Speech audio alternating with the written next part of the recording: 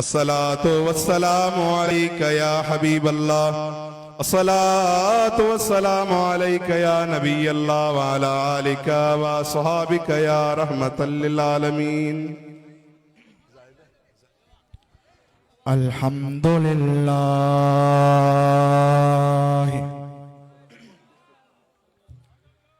अल्हम्दुलिल्लाह रब्बिल आलमीन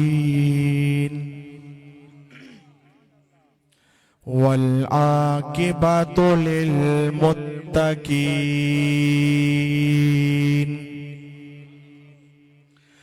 अस्सलातु वस्सलामु अला सय्यदिल अंबिया वल मुरसलीन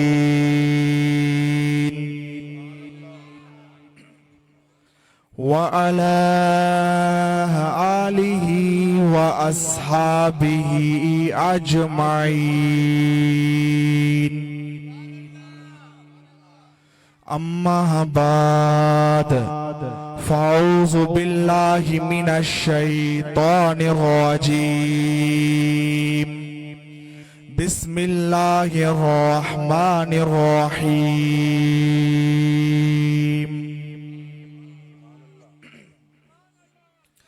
फला व रब्बिका ला युमिनून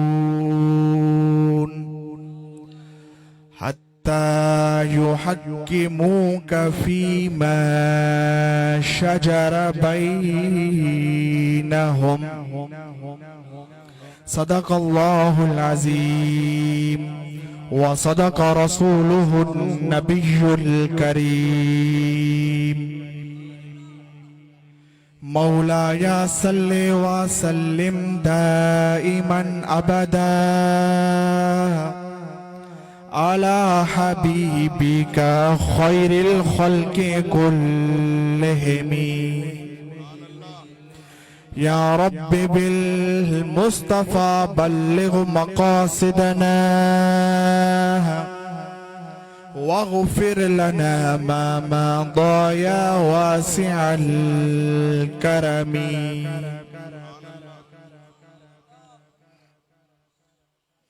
रहेगा यूं ही उनका चर्चा रहेगा, पड़े खाक हो जाए जल जाने वाले। चमक तुझसे पाते हैं सब पाने वाले, मेरा दिल भी चमका दे चमकाने वाले। तू जिंदा है वल्लाह, तू जिंदा है वल्लाह, मेरे चश्मे आलम से छुप जाने वाले। चमक तुझसे पाते हैं सब पाने वाले, मेरा दिल भी चमका दे चमकाने वाले। कि मोहम्मद से वफा तूने तो हम तेरे हैं, ये जहां चीज है क्या वो कलम तेरे हैं। अगर जन्नत में जाने का इरादा हो तमामी का, तो गले में डाल दो पट्टा मोहम्मद की गुलामी का। तेरी नस्ले है पाक में है बच्चा बच्चा नूर का। आका तू है ऐने नूर, तेरा सब घराना नूर का।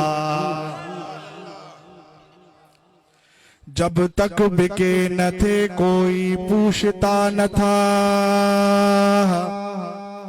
जब तक बिके न थे कोई पूछता न था। हमें मुर्शिद हुसैन ने खरीद कर अनमोल कर दिया।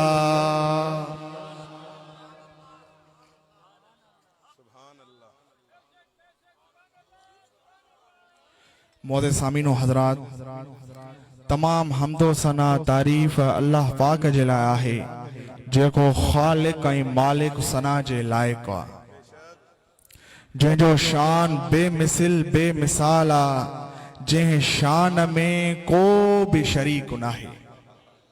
अल्लाह जो न मशीर आ, न वज़ीर आ, न कोई सलाहकार आ।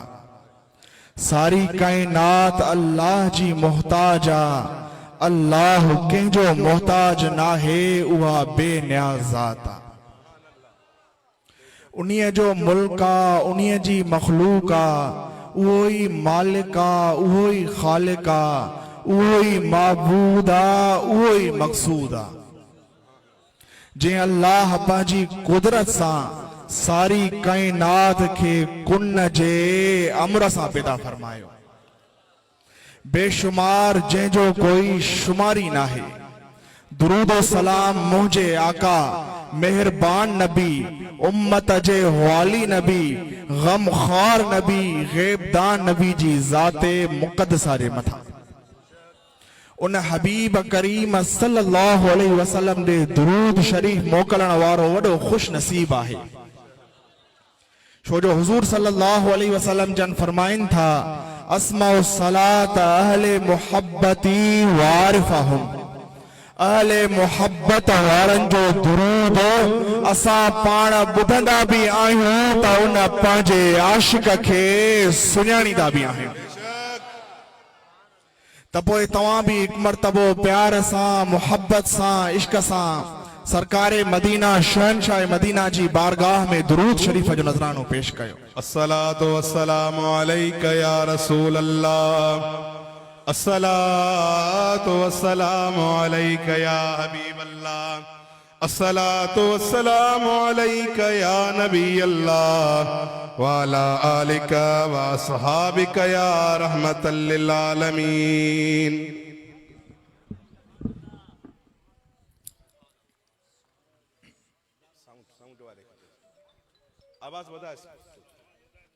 प्यारी नूरानी रूहानी जमायत, भागावारी जमायत, बख्तावारी जमायत, मुझे कामिल अकमल महबूब मुर्शिदन करीमन जी पाक नजरुन जी नवाज़िल जमायत,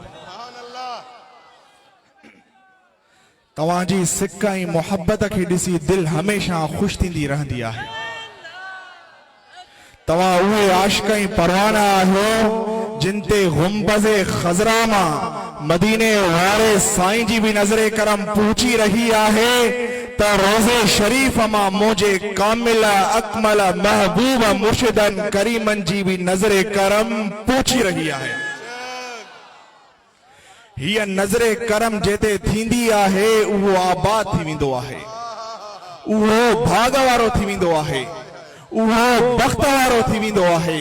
छो जो मुर्शिद हुसैन जी नजरे करम में अल्लाह ताला उहो त कमाल रखियो आहे, जॾहिं असांजे कामिल अकमल महबूब मुर्शिदन करीमन जी नजरे करम के गुनाहगार ते थी त उहो गुनाहगार और नेकोकार बणिजी वियो। जॾहिं असांजे कामिल अकमल महबूब मुर्शिदन करीमन जी नजरे करम असांजी कटल गुनाहन में कारी दिल जे मथा पई त उहा कटल गुनाहन में कारी दिल नूर इरफान सां रोशन थी पई। जॾहिं असांजे कामिल अकमल महबूब मुर्शिदन करीमन जी नजरे करम असांजे मथा थी त असांजूं बिगड़े तकदीरूं तब्दील थी वयूं ऐं असांजा सीना रसूलुल्लाह सल्लल्लाहु अलैहि वसल्लम जे इश्क सां आबाद थी विया। तॾहिं त असां चवंदा आहियूं निगाहो मुर्शिद हुसैन में वो तासीर देखी, बदलती लाखों करोड़ों की तकदीर देखी। सुभान अल्लाह।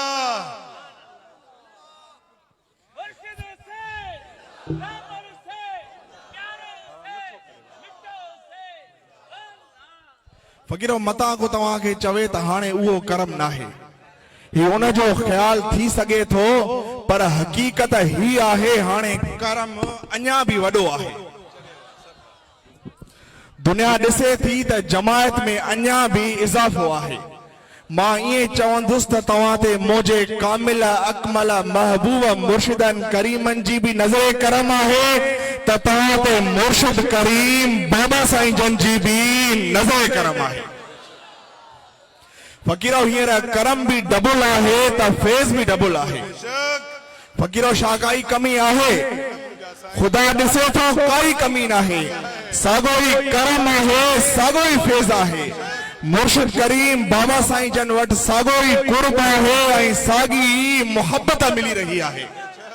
अॼु भी न ठहंदड़ कम मुर्शिद करीम बाबा साईं जन जी दुआउनि सां ठही वञनि था ऐं बाबा साईं जन जी सोबत में दिल खुदा जी याद में जिंदा थिए थी ऐं रसूलुल्लाह सल्लल्लाहु अलैहि वसल्लम जो सच्चो इश्क दिलनि में पैदा थिए थो ऐं दिल ऐं ज़बान मां इहो आवाज़ जारी थिए थो, अल्लाह अल्लाह अल्लाह अल्लाह अल्लाह अल्लाह अल्लाह अल्लाह अल्लाह अल्लाह अल्लाह अल्लाह।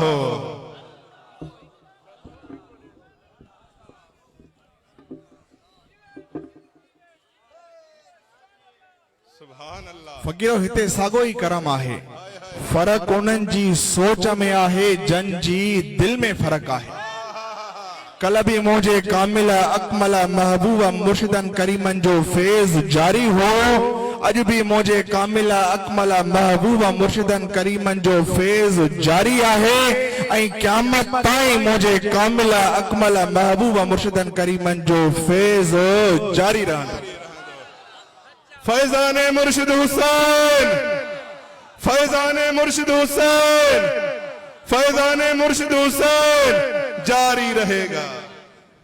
प्यारी जमायत, असां खे पंहिंजी किस्मत ते नाज़ आहे जो अल्लाह ताला असां खे अहिड़ो कामिल अकमल महबूब मुर्शिद करीम अता फरमायो जन जमायत अहले सुन्नत जो न सिर्फ कम करे ॾेखारियो बल्कि बदअकीदन बेअदबन खे ख़्वार करे उन्हनि जी मिट्टी पलीत करे ॾेखारी।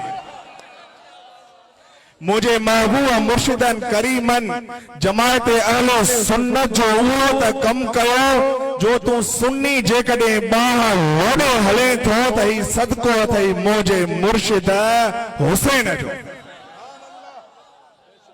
फकीरो चओ सुन्नी भाग वारो आहे, सब चओ सुन्नी भाग वारो, हथ मथे करे चओ सुन्नी भाग वारो आहे, सुन्नी भाग वारो आहे, सुन्नी बख्त वारो आहे, सुन्नी बख्त वारो आहे, सुन्नी बख्त वारो आहे, सुन्नी कामिल अकमल मुर्शिद वारो आहे, सुन्नी रसूलुल्लाह सल्लल्लाहु अलैहि वसल्लम जो सच्चो आशिक ऐं परवानो। बेशक सुभान अल्लाह। सच था फरमायो। अल्हम्दुलिल्लाह, अल्लाह ताला असां खे पाकीज़ा अक़ीदो अता फरमायो आहे। असां सुन्निन जे अक़ाइद मज़ा हिकु अक़ीदो इहो भी आहे त असां जो नबी अहिड़े शान वारो आहे जन खे अल्लाह ताला मुख्तियारे कुल करे हिन काइनात में मोकिलियो आहे। यानी अल्लाह ताला पंहिंजे हबीब खे हिन काइनात जो मालिक मुख्तियार करे मोकिलियो आहे। अल्लाह ताला कुरान मजीद बुरान रशीद में इरशाद फरमाए थो, व अम्मस साइल फला तनहर, ऐं साइलन खे न मोटायो ऐं साइलन खे न झिड़कियो, यानी साइलन खे न मोटायो। प्यारी जमायत, हिन आयत में अल्लाह ताला पंहिंजे महबूब खे फरमाए थो, जेको भी सवाली तव्हां जे दर ते सवाल खणी अचे उन सवालीअ खे न मोटायो बल्कि उन सवालीअ खे असां जे अता कयल खज़ानन ऐं अता कयल इख्तियारन खे इस्तेमाल करे उन्हनि खे अता फरमायो। हाणे तवज्जो जी ॻाल्हि ही आहे त उहो साइल हुज़ूर सल्लल्लाहु अलैहि वसल्लम खां कुझु भी घुरी सघे थो, चाहे उहो इज्जत घुरे, चाहे उहो इल्म घुरे, चाहे उहो दौलत घुरे, चाहे उहो रिज़्क घुरे, चाहे उहो जन्नत घुरे, पर ए मुंहिंजा हबीब फला तनहर, उनखे खाली न मोटायो बल्कि उनखे अता करे उन जा खाली झोल भरे छॾियो। फकीरो जरा गौर कयो, जेकॾहिं असांजे आका वटि कुझु न हुजे हा या कुझु अता न करे सघनि हा त अल्लाह ताला जी बारगाह में अर्ज़ कनि हा, ए मुंहिंजा अल्लाह मूं वटि छा आहे जो मां साइलनि खे अता करे सघां। पर असांजे करीम नबीअ जी, आका नबीअ जी, लजपाल नबीअ जी उहा त सखा वारी दरबार आहे जेको भी साइल आयो उन साइल खे उन जे सवाल खां भी ज्यादा अता फरमायो। छो जो अल्लाह ताला हिन कायनात जो मालिक ऐं मुख्तियार कुल पंहिंजे महबूब मदीने वारे साईं खे करे छॾियो आहे। तॾहिं त आला हजरत फरमाए थो, मेरे करीम से घर कतरा किसी ने मांगा, मेरे करीम से घर कतरा किसी ने मांगा, दरिया बहा दिए हैं दुर्बे बहा दिए हैं। प्यारी जमात, तव्हां खे अहिड़ा भी माण्हू मिलंदा जेके चवंदा सिर्फ अल्लाह से मांगो और किसी नबी या वली से मत मांगो। फकीर अहिड़नि निभागनि खां पाण खे बचायो, उहे पाण चंदे लाइ पिनंदा था वतन, पर जॾहिं कोई आशिक़े रसूल मदीने जे साईं खे सरड़ा कंदो आहे ऐं सवाल कंदो आहे त हिन निभागनि खे पेट में सूर पवंदो आहे। असांजो अक़ीदो आहे त अल्लाह ख़ालिक आहे, उहो त अता कंदो ई कंदो आहे, पर अल्लाह ताला पंहिंजे हबीब खे अता करण जो इख्तियार ॾेई छॾियो आहे। प्यारी जमात, अल्लाह ताला कुरान पाक में सूरह तौबा आयत नंबर 8 में फरमाए थो, वलो अन्नहुम रदू मा आताहुमुल्लाह व रसूलुहु वक़ालू हस्बुनल्लाहु सयूतीनल्लाहु मिन फदलिही व रसूलुहु इन्ना इलल्लाहि राग़िबून। ऐं कहिड़ो न भलो हुजे हा जेकॾहिं उहे राज़ी थियनि उन ते जेको कुझु अल्लाह ऐं उन जे रसूल उन्हनि खे अता कयो, ऐं चवनि असांखे अल्लाह काफ़ी आहे ऐं अन क़रीब ॾींदो असांखे अल्लाह पंहिंजे फज़ल सां ऐं उन जो रसूल भी, ऐं असां अल्लाह ताला जी तरफ़ राग़िब आहियूं। प्यारी जमात, हिन आयत मां वाज़े तौर साबित आहे त अल्लाह भी अता कंदो आहे त उन जो रसूल भी अता कंदो आहे। ऐं सहाबा जो भी इहो ई अक़ीदो हुयो, तॾहिं त सहाबा रसूलुल्लाह सल्लल्लाहु अलैहि वसल्लम जे दर ते अची करे पंहिंजा सभु अर्ज़ भी कंदा हुया ऐं उन्हनि जा अर्ज़ क़बूल भी थींदा हुया। प्यारी जमात, जंग उहुद में हजरत कतादा रदियल्लाहु अन्हु जी अख में तीर लॻो, जंहिंजे करे हजरत कतादा जी अख निकिरी पई। हजरत कतादा पंहिंजी अख खणी हुजूर सल्लल्लाहु अलैहि वसल्लम जी बारगाह में हाज़िर थियो ऐं अर्ज़ की, या रसूल अल्लाह सल्लल्लाहु अलैहि वसल्लम, मुंहिंजी अख निकिरी पई आहे। पाण करीमन हजरत कतादा खे न कंहिं हकीम जो ॾसु ॾिनो, न कंहिं तबीब जो ॾसु ॾिनो, छो जो असांजा नबी मुख्तियारे कुल आहिनि, असांजा नबी मुख्तियारे कुल आहिनि। रब सभई इख्तियार मुस्तफ़ा करीम खे ॾेई छॾिया आहिनि। हुजूर सल्लल्लाहु अलैहि वसल्लम जन हजरत कतादा जी अख उन जी जगह ते रखी दुआ फरमायो त अख जहिड़ी थी पई। हुजूर सल्लल्लाहु अलैहि वसल्लम जी पाक हथन मुबारकन जी बरकत सां एड़ी त मेहरबानी थी जो जॾहिं हजरत कतादा कुरानो थियो त हिक अख जी नज़र कमज़ोर थी, पर जेका अख इमामुल अंबिया सल्लल्लाहु अलैहि वसल्लम जन अता कई हुई उन अख जी नज़र बरकरार रही। फकीरो, जेकॾहिं अॼो कोई निभागो मुल्ला हुजे हा त उहो शिरक ऐं कुफ्र जूं फतवाऊं हणे हा त ख़ुदा खां घुरो, मदीने जे साईं खां न घुरो। पर हजरत कतादा हुजूर सल्लल्लाहु अलैहि वसल्लम जन जी दरबार में वञी दुनिया में अचण वारे हर मुसलमान आशिक़ रसूल खे इहो ॿुधायो त जेकॾहिं सचे अक़ीदे सां तव्हां रसूलुल्लाह सल्लल्लाहु अलैहि वसल्लम जी बारगाह में अर्ज़ कंदो त तव्हांखे अल्लाह जो हबीब अल्लाह ताला जे इख्तियारनि सां तव्हां जो ख़ालियूं झोलियूं भरे छॾींदो। नारे तकबीर, नारे रिसालत, नारे तहकीक, नारे हाज़री, मुर्शिद हुसैन, रहबर हुसैन, हादी हुसैन। प्यारी जमात, अल्लाह ताला कुरान पाक में कानून मुकर्रर कयो आहे, जॾहिं तव्हां को वापार कयो या तव्हां का ॾेती लेती कयो उन वक़्तु गवाह मुक़रर कयो। ब मर्द गवाह हुजनि या हिकु मर्द ब औरतूं गवाह हुजनि, यानी कंहिं फैसले में गवाही जे लाइ ॿिनि मर्दनि जो हुजणु ज़रूरी आहे या त हिकु मर्द ॿिनि औरतुनि जो हुजणु ज़रूरी आहे। अल्लाह ताला कुरान मजीद में इरशाद फरमाए थो, वस्तशहिदू शहीदैन मिन रिजालिकुम फइन लम यकूना रजुलैन फरजुलुन वमरातान। ऐं ब शाहिद मुक़रर करे छॾियो पंहिंजे मर्दनि मां, पोइ जे ब मर्द न हुजनि त हिकु मर्द ब औरतूं। प्यारी जमात, अल्लाह ताला गवाही जे लाइ कम अज़ कम ब मर्द मुक़रर कया आहिनि, यानी जंहिं फैसले में ब मर्द गवाही ॾींदा त उहो फैसलो उन जे हक़ में कयो वेंदो। हाणे तव्हां मुंहिंजे दिलबर नबी, आका नबी, लजपाल नबी सल्लल्लाहु अलैहि वसल्लम जो इख्तियार ॾिसो। हज़रत उमारा बिन खुज़ैमा पंहिंजे चाचे खां रिवायत कई आहे, जेको मुंहिंजे दिलबर नबीअ जो सहाबी आहे। सुभान अल्लाह। हुजूर सल्लल्लाहु अलैहि वसल्लम जन के एराबी खां घोड़ो ख़रीद कयो। उन वक़्तु हुजूर सल्लल्लाहु अलैहि वसल्लम जन मदीने जी आबादी खां ॿाहिरि हुया। पाण करीमन उन एराबी के फरमायो, असां सां हल, असां तोखे हिन घोड़े जी रक़म अदा कयूं था। हुजूर सल्लल्लाहु अलैहि वसल्लम जन उन घोड़े खे वठी अचनि पिया त उन एराबी सां चंद माण्हू मिलिया जन खे इहा ख़बर हुई त घोड़ो हुजूर सल्लल्लाहु अलैहि वसल्लम जन ख़रीद कयो आहे।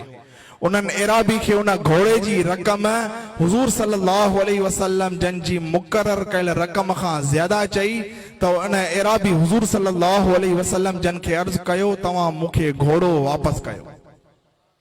हुजूर सल्लल्लाहु अलैहि वसल्लम जन फरमायो, तूं मूंसां वापार कयो आहे। उहो एराबी कसम खणी वई, चवण लॻो, मां तव्हां सां वापार नाहे कयो।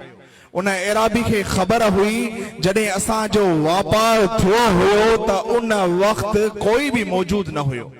तंहिं करे एराबी चवण लॻो, जेकॾहिं तव्हां वटि कोई गवाह आहे त उनखे घुराए गवाही वठो। उन वक़्तु हज़रत खुज़ैमा उतां गुज़रे पियो। जॾहिं उन गवाही जो ॿुधो त फौरन गवाही ॾींदे चई त एराबी मां गवाही थो ॾियां त तूं घोड़ो हुज़ूर सल्लल्लाहु अलैहि वसल्लम जे हथ में विकिरो कयो आहे। इहो ॿुधी उहो एराबी ख़ामोश थी वियो। हुज़ूर सल्लल्लाहु अलैहि वसल्लम जन फरमाए, खुज़ैमा, हीअ गवाही तूं कीअं ॾिनी आहे? तूं त हुते मौजूद बि न हुई। अर्ज़ की, या रसूल अल्लाह सल्लल्लाहु अलैहि वसल्लम, तव्हांखे सचो समझंदे, तव्हांखे सचो समझंदे, छो जो तव्हां अल्लाह जा सच्चा रसूल आहियो। हुजूर सल्लल्लाहु अलैहि वसल्लम जन फरमायो, क़ाल फजअल रसूलुल्लाह शहादत खुज़ैमत शहादत रजुलैन। हुजूर सल्लल्लाहु अलैहि वसल्लम जन फरमायो, हिक खुज़ैमा जी गवाही ॿिनि गवाहनि जे मुक़ाबले में आहे। यानी जाते हिक गवाह, यानी जाते ॿिनि गवाहनि जी ज़रूरत हूंदी, उते खुज़ैमा हिक जी गवाही ॿिनि जे बराबर आहे। फ़कीरो, इहो ई मदीने वारे साईं जो इख्तियार आहे। त पोइ असां बरमला ईअं चवंदासीं त सुन्नीअ जो अक़ीदो सही अक़ीदो आहे। सुन्नी क़ुरान सां आहे ऐं क़ुरान सुन्नीअ सां आहे, ऐं सुन्नीअ जो हर अमल क़ुरान मां साबित आहे त हुजूर सल्लल्लाहु अलैहि वसल्लम जे फरमान मां बि साबित आहे। तॾहिं त के शाइर चयो आहे, खालिक़े कुल ने आपको मालिके कुल बना दिया, खालिक़े कुल ने आपको मालिके कुल बना दिया, सारा जहां है आपके कब्जा इख्तियार में। सुभान अल्लाह। त पोइ ही चवणो पवंदो, आसमाननि जो ख़ालिक़ अल्लाह आहे। आसमाननि जो ख़ालिक़ अल्लाह, हथ मथे करे जवाब, आसमाननि जो ख़ालिक़ अल्लाह आहे, ज़मीनुनि जो ख़ालिक़ अल्लाह आहे, ज़मीनुनि जो ख़ालिक़ अल्लाह आहे, लोह कलम कुर्सी जो ख़ालिक़ अल्लाह आहे, अर्श जो ख़ालिक़ अल्लाह आहे, जन्नत जो ख़ालिक़ अल्लाह आहे, जिन्ननि जो ख़ालिक़ अल्लाह आहे, तुंहिंजो ऐं मुंहिंजो ख़ालिक़ अल्लाह आहे, काइनात जे ज़र्रे ज़र्रे जो ख़ालिक़ अल्लाह आहे। पर अल्लाह ताला हिन काइनात के ख़ल्क़े, हिन काइनात जी सरदारी पंहिंजे महबूब मदीने वारे साईं खे ॾेई छॾी आहे। सुभान अल्लाह। नारे तकबीर, नारे रिसालत, नारे तहकीक, नारे हैदरी। मुर्शिद हुसैन, रहबर हुसैन, हादी हुसैन। हजरत अबू हुरैरा रदियल्लाहु अन्हु खां रिवायत आहे, हुजूर सल्लल्लाहु अलैहि वसल्लम जन फरमायो, बैनमा अना नाइमुन उतीतु मफातीह खज़ाइनिल अर्द फउदिअत फी यदी। हुजूर सल्लल्लाहु अलैहि वसल्लम जन फरमायो, जॾहिं असां आराम में हुयासीं त ज़मीन जे खज़ाननि जूं चाबियूं असां वटि आंदियूं वयूं ऐं असां जे हथनि में रखी वयूं। अहिड़ी तरह हिकु ॿी रिवायत आहे हज़रत उक़बा बिन आमिर खां, हुजूर सल्लल्लाहु अलैहि वसल्लम जन फरमायो, ओतीतु मफातीह खज़ाइनिल अर्द, मूंखे ज़मीन जे खज़ाननि जूं चाबियूं अता कयूं वयूं आहिनि। तॾहिं त मुंहिंजे आका करीम सल्लल्लाहु अलैहि वसल्लम जन फरमायो, वल्लाहु मोती व अना क़ासिम, मां मुस्तफ़ा खे अल्लाह अता कंदो आहे ऐं मां उन रब जी इनल नेमतुनि खे पंहिंजे ग़ुलामनि में वंडींदो आहियां। फ़कीरो त पोइ केरु आहे हिन काइनात में जेके दिलबर नबी, आका नबी, लजपाल नबी सल्लल्लाहु अलैहि वसल्लम जे दर मुबारक तां कुझु अता न थियो हुजे। अर्शी हुजे चाहे फर्शी हुजे, मर्द हुजे चाहे औरत हुजे, जवान हुजे चाहे कुराणो हुजे, पंहिंजो हुजे चाहे पराओ हुजे, शाह हुजे चाहे गदा हुजे, सभु मुंहिंजे आका जे दर जा मुहताज आहिनि। तॾहिं त कंहिं शाइर चयो आहे, मंगता तो हुआ मंगता कोई शाहों से दिखा दो, मंगता तो हुआ मंगता कोई शाहों से दिखा दो, जिसको मेरे आका से टुकड़ा न मिला हो।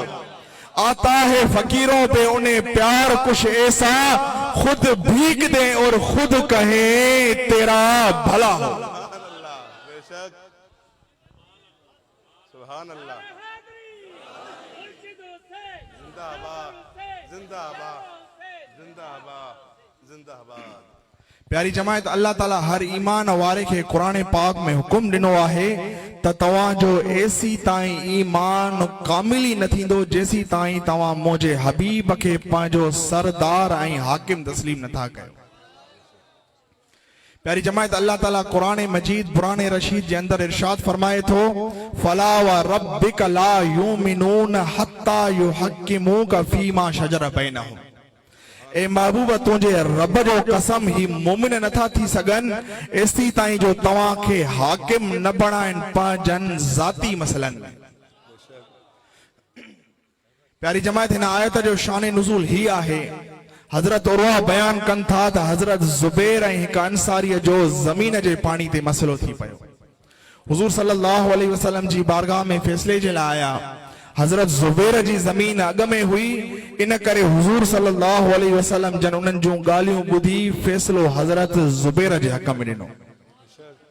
उन ते अंसारी अर्ज़ कयो, या रसूल अल्लाह सल्लल्लाहु अलैहि वसल्लम, ज़ुबैर तव्हांजी पुफी जो पुटु आहे, इन जे करे तव्हां फ़ैसिलो उन जे हक़ में ॾिनो आहे। जिते हुज़ूर सल्लल्लाहु अलैहि वसल्लम जन गुस्से में आया ऐं फरमायो, हक़ ज़ुबैर जो आहे, हक़ ज़ुबैर जो आहे। फरमायो, ए ज़ुबैर, पंहिंजी ज़मीन खे पाणी सां सैराब कर एसी ताईं जो पाणी किनारे खे लॻे। उन वक्त अल्लाह ताला हज़रत जिब्रील खे ही आयत ॾेई मोकिलियो, फला व रब्बिक ला युमिनून हत्ता युहक्किमूक फीमा शजर बैनहुम।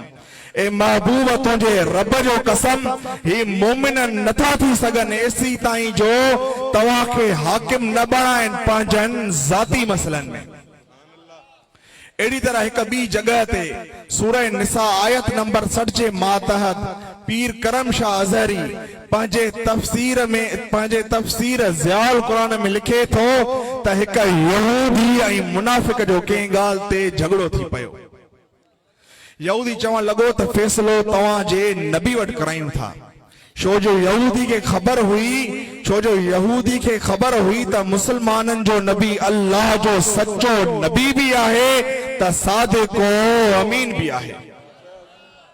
पर मुनाफ़िक पंहिंजो निफ़ाक़ ज़ाहिर कंदे चयो त फ़ैसिलो यहूदिन जो आलिम काब बिन अशरफ करे।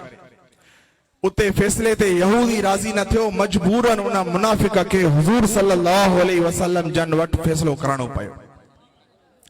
हुज़ूर सल्लल्लाहु अलैहि वसल्लम जन उन्हनि जूं ॻाल्हियूं ॿुधी फ़ैसिलो यहूदीअ जे हक़ में ॾिनो। जने बई बाहर निकता त मुनाफिक फैसले मञण खां इनकार कयो ऐं चयो त फैसलो हज़रत उमर फारूक खां कराईंदासीं। जने हज़रत उमर फारूक वट आया त यहूदी चयो उमर असांजो फैसलो तव्हांजे नबी कयो आहे ऐं मुंहिंजे हक़ में ॾिनो आहे पर ही फैसलो नथो मने। उन ते हज़रत उमर फारूक फरमायो तव्हां वेहो मां घरां थी अचां थो, तव्हां वेहो मां घरां थी अचां थो। हज़रत उमर फारूक जीअं घरां वापस आया त हथ में तलवार आहे, फौरन उन तलवार सां उन मुनाफिक जे गर्दन खे उन जे धड़ खां धार करे छॾियो ऐं फरमायो हा क़ज़ा अक़दी मन लम यरदा बिक़दा अल्लाह व रसूलिही, जेको मुझे आका जो खुदा जे हबीब जो फैसलो तस्लीम नथो करे उन जे लाइ मां उमर जो ही फैसलो आहे। प्यारी जमायत हितां मालूम थियो त जेको शख्स हुजूर सल्लल्लाहु अलैहि वसल्लम जन खे हाकिम नथो मने ऐं हुजूर सल्लल्लाहु अलैहि वसल्लम जन जे फरमान ते एतराज करे थो उहो पक्को बेईमान आहे ऐं उन जो भी अंजाम इहो ही आहे जेको हज़रत उमर फारूक उन मुनाफिक जो कयो। ऐं ॿियो इहो भी मालूम थियो त हुजूर सल्लल्लाहु अलैहि वसल्लम जन तमाम जहान वारनि जा हाकिम भी आहिनि, सरदार भी आहिनि त अल्लाह जी अता सां तमाम इख्तियारनि जा मालिक भी आहिनि।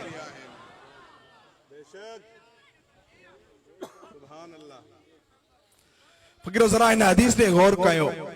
हज़रत अबू हुरैरा रज़ी अल्लाहु अन्हु खां रिवायत आहे एक शख्स हुजूर सल्लल्लाहु अलैहि वसल्लम जन जी बारगाह में हाजिर थियो ऐं अर्ज़ की या रसूल अल्लाह सल्लल्लाहु अलैहि वसल्लम मां हलाक थी वयसि।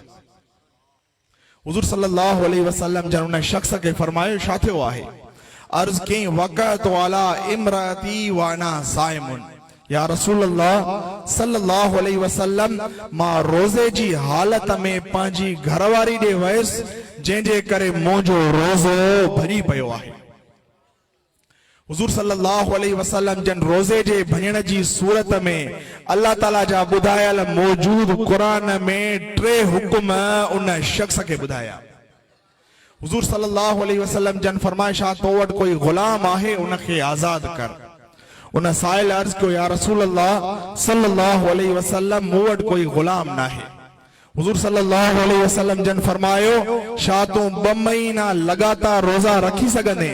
उन साइल अर्ज़ कयो या रसूल अल्लाह सल्लल्लाहु अलैहि वसल्लम मुखां हिकु रोज़ो भरी पियो आहे, मां 2 महीना लगातार रोज़ा कीअं रखी सघंदुमि? हुजूर सल्लल्लाहु अलैहि वसल्लम जन फरमाए छा तूं 60 मिस्कीननि खे ताम खाराए सघंदे? उन साइल अर्ज़ कयो या रसूल अल्लाह सल्लल्लाहु अलैहि वसल्लम मां तमाम घणो मिस्कीन आहियां, मुंहिंजा आका मां न खाराए सघंदुमि। हुजूर सल्लल्लाहु अलैहि वसल्लम जन साइल खे फरमायो वेही रहो। कुछ देर खां बाद एक शख्स हुजूर सल्लल्लाहु अलैहि वसल्लम जन जे लाइ खजूर जो तोहफो खणी आयो। हुजूर सल्लल्लाहु अलैहि वसल्लम जन फरमायो उहो साइल काथे आहे जंहिंजो रोज़ो भरी पियो आहे? जंहिंजो रोज़ो भरी पियो आहे उहो साइल अॻियां आयो।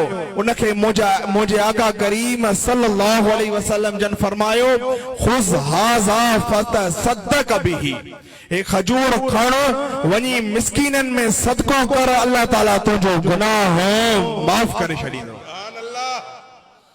उन साइल अर्ज़ कयो या रसूल अल्लाह सल्लल्लाहु अलैहि वसल्लम मुखां वधीक त मदीने में कोई गरीबी नाहे, मुंहिंजा आका मां सफ़ा मिस्कीन आहियां।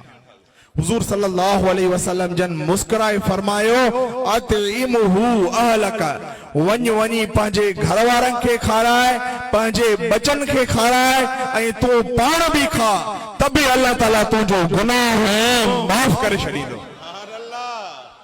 प्यारी जमायत हुजूर सल्लल्लाहु अलैहि वसल्लम जो इख्तियार आहे। मालूम थियो त हुजूर सल्लल्लाहु अलैहि वसल्लम जन मुख्तियारे कुल आहिनि। अल्लाह ताला तमामी इख्तियारात पंहिंजे हबीब खे अता करे छॾिया आहिनि। त पोइ चवणो पवंदो सुन्नीअ जो अक़ीदो मज़बूत अक़ीदो आहे। सुन्नीअ जो अक़ीदो मज़बूत अक़ीदो आहे ऐं असांखे ई सच्चो अक़ीदो सेखारण वारा असांजा हादी, असांजा रहबर, असांजा लजपाल महबूब मुर्शिद करीम आहे। फ़क़ीर मां तव्हांखे एतिरो ज़रूर चवंदुसि त ॿिए हंधि वाॼाइण जी का बि ज़रूरत नाहे, छो जो असांखे सभु कुझु पंहिंजे कामिल अकमल महबूब मुर्शिदन करीमन जे दर खां मिली चुको आहे। त पोइ पंहिंजी निस्बत खे पंहिंजे कामिल अकमल महबूब मुर्शिदन करीमन सां मज़बूत रखो। हिन निस्बत जे सदके न तोखे हिते लहर लोॾो ईंदो, न तोखे हुते लहर लोॾो ईंदो। तूं हिते बि आबाद आहीं ऐं इंशाअल्लाह तूं हुते बि आबाद हूंदे। सचता फरमायो मुझा साईं, या जिंदाबाद जिंदाबाद जिंदाबाद। प्यारी जमायत, असांखे पंहिंजे महबूब मुर्शिदन करीमन जी निस्बत ते नाज़ आहे। हीअ निस्बत वॾे कमाल वारी आहे। हिन निस्बत सां अल्लाह ताला जी याद ताज़ी थींदी आहे ऐं दिल में नूर ईमान पैदा थींदो आहे ऐं गफ़लत दूर थींदी आहे ऐं अल्लाह ताला पंहिंजे दोस्तनि जी निस्बत रखण वारनि खे जन्नत बि अता फरमाईंदो आहे। इहा वजह आहे जो अल्लाह ताला केतिरा ई जानवर पंहिंजे दोस्तनि जी निस्बत जे करे जन्नत में मोकिलींदो। इमाम गज़ाली अहसनुल क़सस में ऐं अल्लामा सफूरी रहमतुल्लाह अलैह नुज़हतुल मजालिस में फरमाइन था, यकून फिल जन्नत सबअ अशिया मिन गैर जिन्स बनी आदम। 7 शयूं इंसाननि जी जिन्स खां अलावा बि जन्नत में वेंदियूं। घणी शयूं जन्नत में वेंदियूं? 7 शयूं इंसाननि जी जिन्स खां अलावा बि जन्नत में वेंदियूं। उहे 7 शयूं कहिड़ियूं आहिनि? नंबर पहिरियों फील व असहाबिल फील, हाथी असहाबे फील वारी जंहिंजो ज़िक्र अल्लाह ताला क़ुरान मजीद जे 3 पारे में कयो आहे, उहा हाथी बि जन्नत में वेंदी। उहा हाथी छाजे लाइ जन्नत में वेंदी? जो उन हाथी रसूलुल्लाह सल्लल्लाहु अलैहि वसल्लम जन जे ॾाॾे साईं जो अदब कयो हुयो। इन जे करे अल्लाह ताला उन हाथी खे जन्नत में दाख़िल फरमाईंदो। व कल्ब असहाबिल कहफ, ऐं असहाबे कहफ जो कुतो बि जन्नत में वेंदो। उहो कुतो छाजे लाइ जन्नत में वेंदो? उहो कुतो इन लाइ जन्नत में वेंदो जो उहो अल्लाह वारनि जो उहो कुतो अल्लाह वारनि जे पोयां लॻो हुयो। इन जे करे अल्लाह ताला उन कुते खे क़यामत जे ॾींहुं इंसानी सूरत ॾेई जन्नत में दाख़िल फरमाईंदो। नंबर 3 ज़ेब याकूब, हज़रत याकूब अलैहिस्सलाम जो बगड़, जे अची गवाही नी त असां ते हराम आहे जो असां के नबी जो गोश्त खाऊं। असां हज़रत यूसुफ अलैहिस्सलाम खे नाहे खाधो, उहो बगड़ बि जन्नत में वेंदो। नंबर 4 दुल अली जिन, हज़रत अली साईं जो दुल घोड़ो बि जन्नत में वेंदो। छो जो उन जे मथां सवार मौलाए कायनात शेर खुदा हज़रत अली मुर्तज़ा थिया हुया। नंबर 5 नाक़तुस सालेह, हज़रत सालेह अलैहिस्सलाम जी ॾाची जेका मोजिज़े जी सूरत में पहाड़ मां निकिती हुई पंहिंजे घोड़े समेत, उहा बि जन्नत में वेंदी। नंबर 6 हिमार ईसा औ उज़ैर, हज़रत ईसा अलैहिस्सलाम जे गॾ ते सवारी कंदो हुयो, उहो गॾ बि जन्नत में वेंदो। हज़रत उज़ैर अलैहिस्सलाम जो गॾ जेके मरण खां बाद अल्लाह ताला वरी ज़िंदा कयो हुयो, उहो गॾ बि जन्नत में वेंदो। नंबर 7 बग़लतो व नाक़तो नबीना, तोजे ऐं मुंहिंजे नबी जो खच्चर जंहिंजो नालो याफूर आहे ऐं उहा ॾाची जंहिंजो नालो कुस्वा आहे, उहे बि हुज़ूर सल्लल्लाहु अलैहि वसल्लम जन सां निस्बत रखण जे करे जन्नत में वेंदा। अल्लामा सफूरी रहमतुल्लाह अलैह फरमाइन था हजरत यूनुस अलैहिस्सलाम जे मशी जे पेट में हुया उहा मशी भी जन्नत में वेंदी। हजरत इस्माइल अलैहिस्सलाम जे बदले जेको दुंबो आयो हो उहो भी जन्नत में वेंदो। उहा किविल जे हजरत सुलेमान अलैहिस्सलाम जो आवाज बुधी पंहिंजी किविलिन खे चयो तव्हां वापस पंहिंजे सुराखन में हलियूं वञो मता तव्हांखे हजरत सुलेमान अलैहिस्सलाम जो लश्कर लताड़े वञे। उन किविल जो आवाज बुधी हजरत सुलेमान अलैहिस्सलाम मुस्कुरायो हो। उहा किविल भी जन्नत में वेंदी। हजरत सुलेमान अलैहिस्सलाम जो हुदूद पकी जेको बीबी बल्कीस ने हजरत सुलेमान अलैहिस्सलाम जो खत खणी वेंदो हो उहो भी जन्नत में वेंदो। प्यारी जमात ही सब जानवर आहिन, ही सब जानवर आहिन जन न कलमो पढ़ियो न नमाज पढ़ी न रोज़ो रखियो न हज कयो न ज़कात ॾिनी। फकत हिनन जी निस्बत के अल्लाह जे प्यारन बानन सां थी। अल्लाह ताला इन्हनि सभिनीनि जानवरनि खे जन्नत अता करे छॾे थो। त पोइ जेको इंसान हुजे वरी नबियुनि जे इमाम जो उम्मती हुजे वरी उन जी निस्बत हिन वक्त जे गौस वली जे सरदार सां हुजे वरी उन जे क़ल्ब ते उन जी दिल ते उंगली मुबारक मुर्शिद हुसैन कंबर वारे जी लॻल हुजे छा उहो जन्नत में न वेंदो? जरूर जन्नत। हाँ मां यकीन कामिल सां थो चवां उहो जन्नत में जरूर वेंदो। मुर्शिद हुसैन, रहबर हुसैन, हादी हुसैन। सुभान अल्लाह।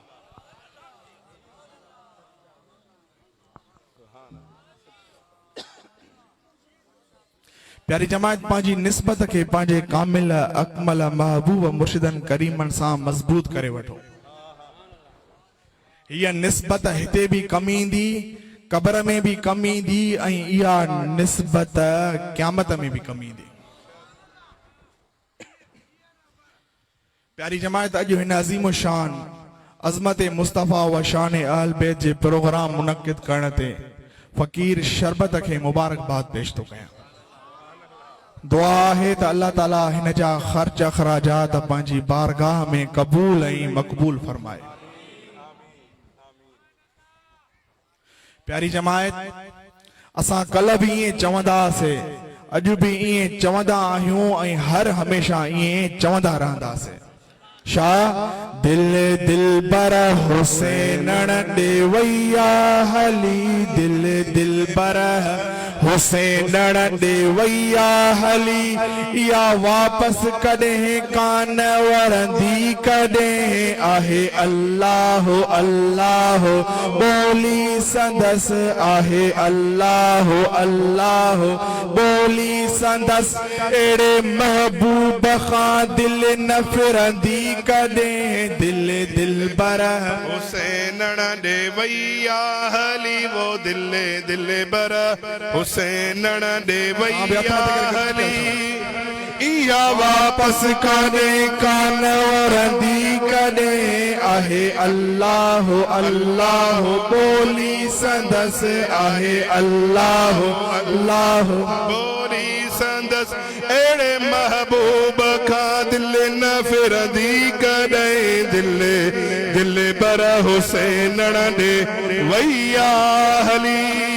हिन दुनिया में दिलबर घणा मूं ॾिठा पर दिलबर हुसैन जहिड़ो कोन आ जन हिकिड़ो दफ़ो आ अची हुते ॾिठो जन हिकिड़ो दफ़ो आ अची हुते ॾिठो वरी तन खे न का ॻाल्हि वणंदी कॾहिं दिल दिलबर हुसैन ॾे वैया हली वो दिल दिलबर हुसैन ॾे वैया हली इया वापस कॾहिं कान वरंदी कॾहिं आहे अल्लाह अल्लाह बोली संदस आहे अल्लाह अल्लाह बोली संदस ओ महबूब खां दिल न फिरंदी कॾहिं दिल दिल बर हुसैन ॾे वैया हली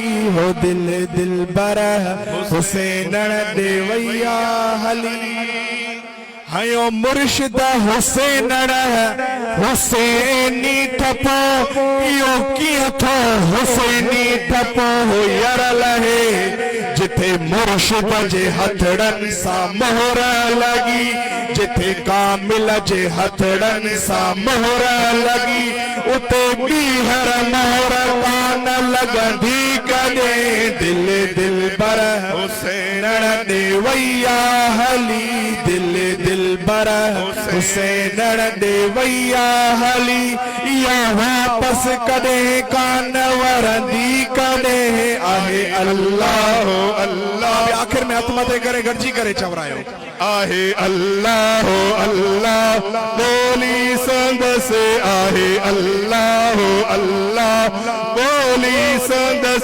अड़े महबूब का अड़े हादिया का अड़े सोने का दिल ही न फिरंदी कॾहिं दिल दिल बरा हुसैन ॾे वैया हली वो दिल दिल बरा हुसैन ॾे वैया हली प्यारी जमायत मां तव्हांखे आख़िर में एतिरो ज़रूरु चवंदुसि त पंहिंजे कामिल अकमल महबूब मुर्शिदन करीमन जे ॾिनल सबक़ खे न विसारियो ही सबक़ अहिड़ो त यादि हुजे जो उथो बि त बि अल्लाह अल्लाह कयो घुमो भी तभी अल्लाह अल्लाह कयो वेहो भी तभी अल्लाह अल्लाह कयो हथों जे कमकार में दूह जे परवरदिगार में हथन सा कम कंदा रहो पर दिल में ख्याल ऐं तसव्वुर हुजे त मुंहिंजी दिल करे थी अल्लाह अल्लाह सब जिक्र करे चो अल्लाह अल्लाह अल्लाह अल्लाह अल्लाह